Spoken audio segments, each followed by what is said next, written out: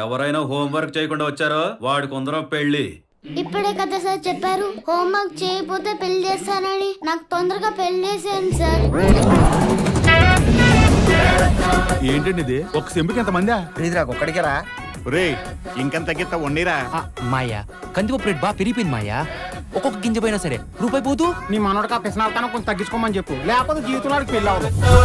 నీ ఫేస్ తీసేసి ఏ శ్రీలీలదో రష్మిక మందనాథో పెట్టి ఈ రీల్ తెగ ట్రెండింగ్ చేసేసా. కళ్యాణ ఘడియలు నీ చుట్టూ రౌండప్ చేసేసాయి. దేవత లాంటి అమ్మాయి నీకు వస్తుంది. అప్పుడులో పిఠాపురం ఎమ్మెల్యే గారు చెప్పింది నిజమే అన్నా? ఏం చెప్పారు ఆయన? ప్రేమ అంటే సులువు కాదురో, అది నీవు గెలవలేవురో. నాకు జరిగిన అవమానం గురించి మీరు మర్చిపోయినట్టున్నారు.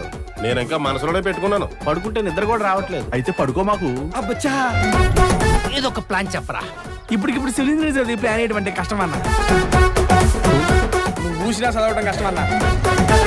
ఆరోగ్యమే మహాభాగ్యం పథకం కింద మీ అంగన్వాడికి సరుకులు కూరగాయలు నేనే సప్లై చేద్దామని అడగటానికి వచ్చా. మీరు చూడ్డానికి మంచివారిలాగే కనిపిస్తున్నారు. రేపటి నుంచి తీసుకురండి.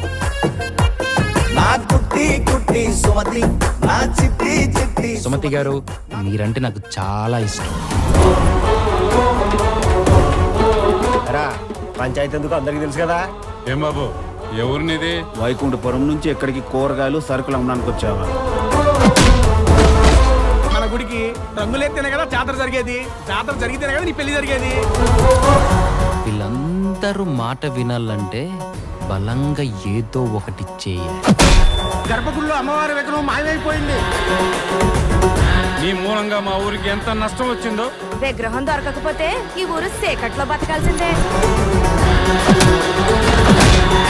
ఒక్కసారి ఊర్లో కనిపించావో ప్రాణాలు తీస్తాను కూడా. ఇన్ని రోజులు నీ పెళ్లి నీ సమస్య, ఈ రోజు నుండి అది ఊరి సమస్య.